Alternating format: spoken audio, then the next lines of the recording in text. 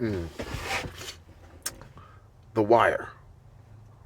Season 1, episode 4, titled Old Cases.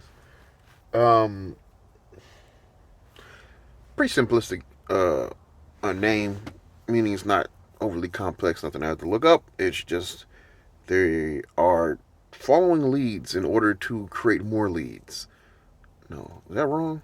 They're following up old leads in order to get new information. I think I've got at least one of the characters' names down. So the guy that we come across, or that we're dealing with, the majority of the time when we're dealing with uh, um, the cops side of things, would be Officer McNulty. I think that's his name, right? Um, yeah. So that's the only character I've memorized so far is McNulty. Where should I start? Should I start on the hustler side or the? There's so many lessons I feel like coming from the hustler side. So he's explaining to these young kids or his underlings uh, right after um, right after they get jammed up by well right after they get robbed, most importantly in the last episode, and right after they're getting jammed up by the police after they get like a raid. One of the kids, punch one of the guys, and he's out of there now. He gets to retire. This is from the last episode, and now you have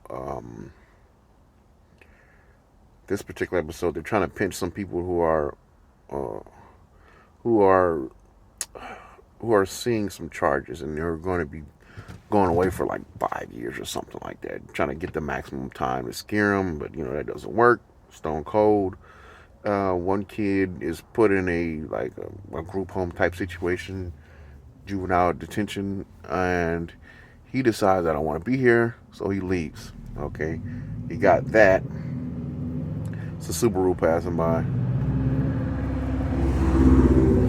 So very distinct engine, Subaru, that boxer engine. I think is it a flat four or a flat six? Anyway, we're getting off track. Um,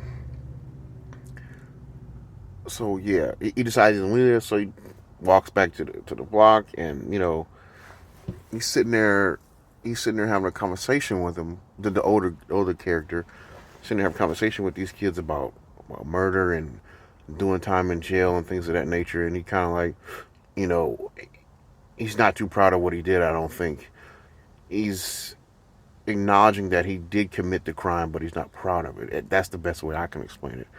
Um, how that ties into the story is now, of course, that murder it's that murder has been poorly investigated or is it's it's in the radar of this McNulty character, and he's not too gung ho about pursuing because he doesn't see how it pertains to not pertain. I shouldn't be using words I don't know. He he doesn't see how it matches up with the case he's working, which is this organized criminal organization or whatever. You know what I mean? Um, um, but we figure out, yeah, this guy that we've been dealing with in relation to Subaru's coming back. Um, this guy that we've been, nobody's just riding up and down this thing. Anyway, this guy we've been dealing with from the hustler side, he's basically, we know as a viewer that he's committed this crime. Now they're figuring out everything they need to figure out about the crime. They're looking up the bullets and the casings and uh, how the act was actually committed. And they go in, and I know this is close to the end of the episode, but anybody who's watched any of my videos knows that I kind of do the reaction in reverse because the last thing I saw was at the end. Makes sense, right? Now, there's a bit of mastery in this. They're showing how these two partners have created basically their own language because they've been working together for so long. And their particular speak or language that they're using is fuck, motherfuck, and so on. They they started working on this case and figuring out all these angles and points of impact and how it occurred, communicating only in fucks. Which I'm going to try that because it's probably, oh, look, it's really ashy. You see, that's just the camera. But anyway, I'm going to try that in some aspect of my life. I swear, I've never seen anything like that. Um, what else? They're laying heavily on the relationship of another detective, who just so happens to be a woman and woman relationship. They're putting a lot on it. I feel like, but I feel now in my mind, I'm thinking they're putting a lot on her personal life, not necessarily her relationship, because something is they want the audience to build a deeper emotional connection with that character for something that's coming up later on in the series. It makes perfect sense to me. I'm attached to this person, and now this person's gonna get something horrible gonna happen to her. I don't want anything to happen, horrible happen to their character, but that's the way it's looking. Now, what else am I missing in this episode?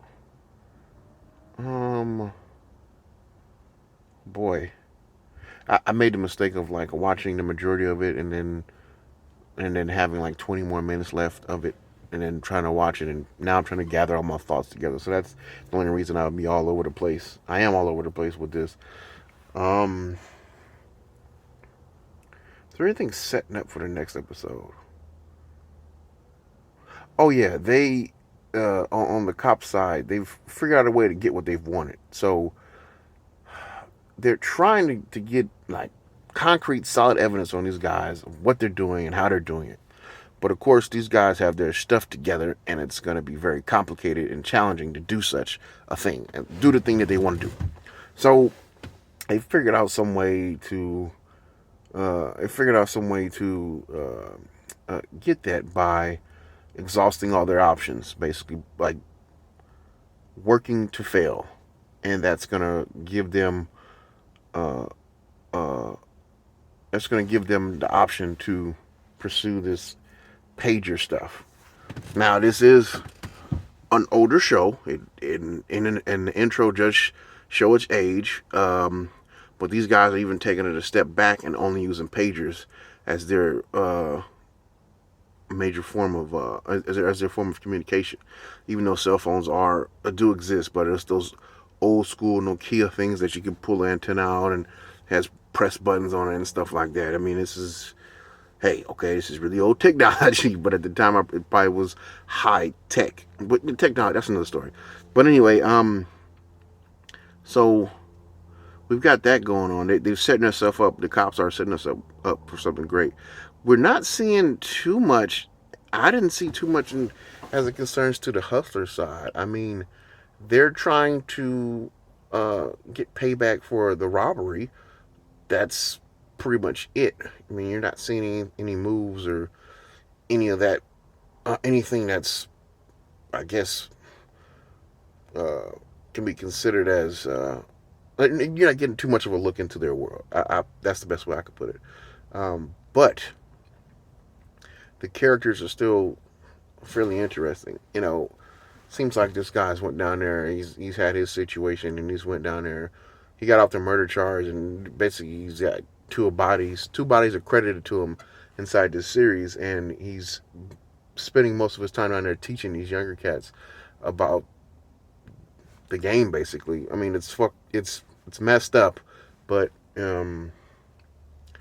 he doesn't seem to be, you know, forcing a handgun in their hand or whatever and making them go commit heinous crimes. He's just like, you're on a team. We're all gonna make money, so we're gonna do it smart though, which I think is that's somebody who can uplift you, even though you're doing something bad.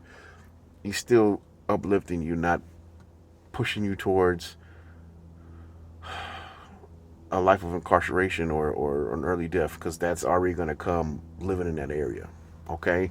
I'm not trying to side with him or glorify him.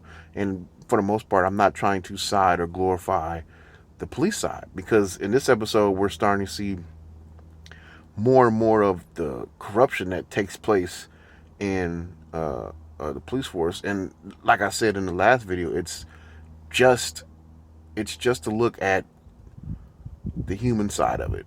You know, you grease my pocket, I grease your pocket. You scratch my back, I scratch your back. It's as simple as that. And people are pushed and swayed to make certain decisions based on family ties and relationships. And police are no, you know, they can't exclude themselves from that. You know, they're still humans. That's all it's showing. But it's interesting, you know, when you're watching something that's basically for entertainment purposes, you always wonder how much of this is actually real and how much of it is made up just to entertain.